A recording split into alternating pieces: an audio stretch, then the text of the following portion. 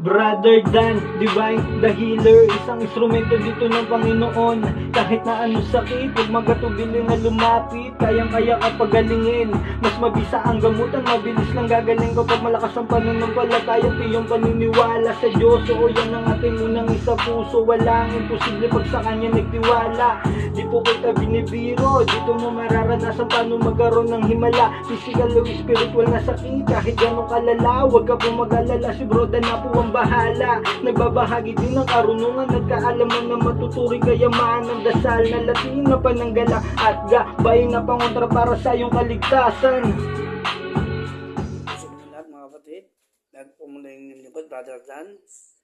Huwag magbagi sa inyo ng munting kaalaman patungkol sa panalangin na santong walang ulo o santong kamatayan.